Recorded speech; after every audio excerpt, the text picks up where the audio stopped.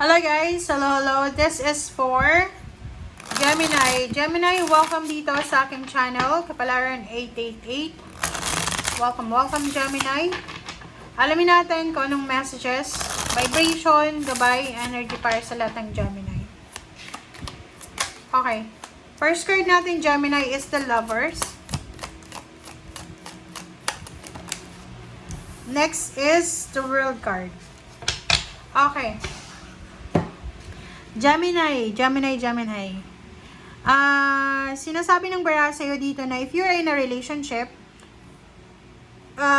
posibleng magle-level up yung relationship mo.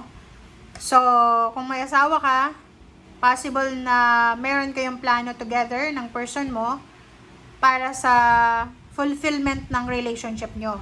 Pero kung boyfriend-girlfriend pa lang kayo, nakikita natin dito yung yung completion, yung wholeness. Possible na magpakasal kayo or pwedeng yung iba maghiwalay. So, there's a parang end of a cycle, positive or negative. So, depende yan sa'yo, Gemini. So, pwedeng maghiwalay kayo, pwedeng mag-level up yung relationship nyo, pwedeng mag-live-in na kayo, or pwedeng mag-part ways mo muna kayo. Okay, let's check. This is for Gemini.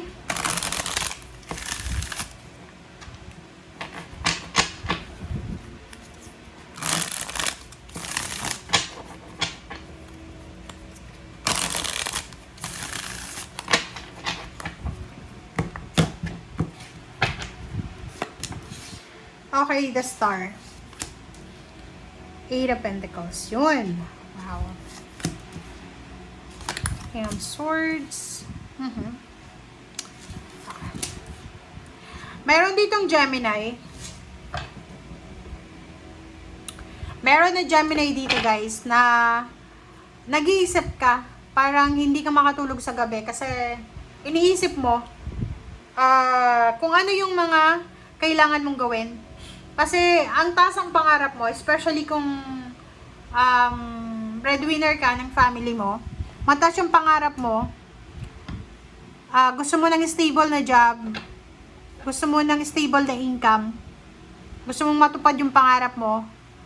So, nakikita natin dito na this week ay medyo mahihirapan kang magdesisyon between your relationship and your financial dreams or yung wishes mo. Tingnan mo to. There's a Justice here and Queen of Swords and Two of Cups. Diba?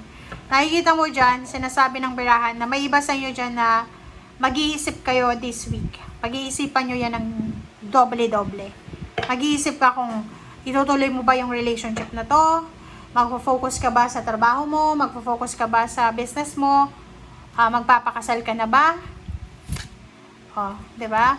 Or magpa-part ways muna kayo, and then napag-usapan nyo, cool off muna, magpayaman muna tayo, and then magkita tayo sa ending. Parang ano yon, hindi yon, pambihira yon sa mga relationship. Pero pag ganun yung relationship guys, napaka-solid ng foundation yan. Kasi ibig sabihin, pareho kayo na mataas yung pangarap nyo. So alam nyo na if together kayo, possible na may mabuntis or pwedeng, 'di ba? Biglang may mga selosan kasi diyan eh.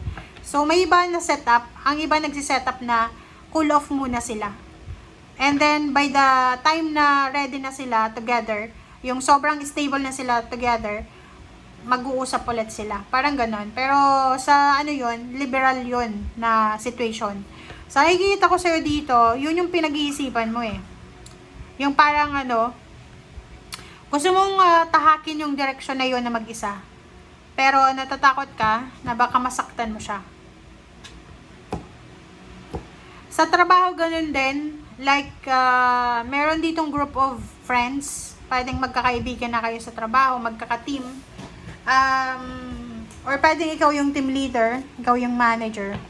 Hindi ka na masaya sa company, so gusto mong umalis, pero nahihirapan ka na umalis kasi ikaw yung nila team leader. Pag umalis ka, parang ano yun, ma-imbalance yung group nila. Parang ganun.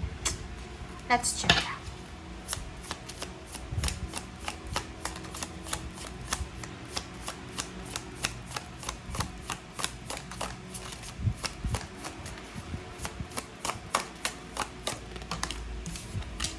Okay, the star. Good news. Posibleng sa linggong ito makatanggap ng magandang balita. Yung iba sa inyo, Gemini, regarding sa visa, regarding sa contract signing, sa pangarap mo, sa bahay mo, or sa kung ano pa man. Relocation, migration. Okay, King of Pentacles. Nakikita natin dito, there's a good news also na posibleng makatagpo ka ng isang tao na connected sa matataas na tao sa lipunan. So, milyonaryo, bilyonaryo, parang ganun. And sa loob ng trabaho, or kung ikaw ay unemployed ngayon, looking for a job, sinasabi ng balahan na possible na makatagpo ka ng isang company or ng isang trabaho na talagang pakiramdam mo, yan talaga yung pinapangarap mo.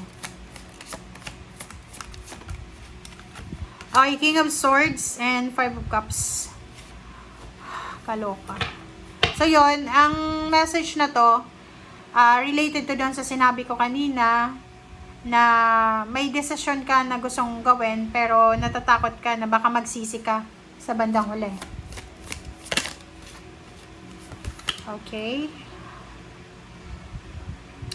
Huwag kang masyadong mag-alala. Nakikita natin dito na mayroong Gemini na nagpapanik ka, nag-worry ka para sa future mo.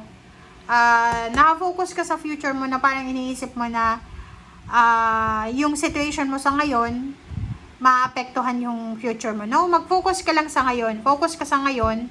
Huwag kang mag-overthink para sa future mo. Huwag kang mag-overthink para sa kung ano yung mangyayari. Kasi wala pa tayong alam. O kahit nga sa tarot, minsan pwede kang linlangin ng tarot, lalo na kung napakalayo pa, magtatanong ka, ano mangyayari sa 2029, diba? Malayo pa yon yung energy, 1 year lang yan.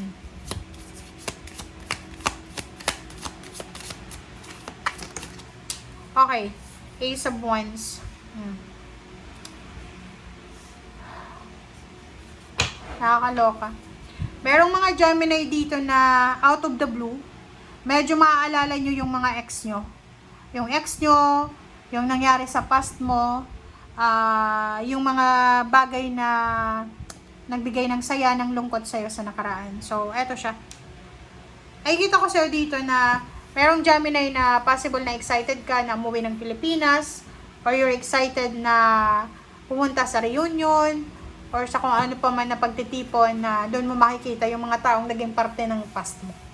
Okay? Thank you guys. Bye!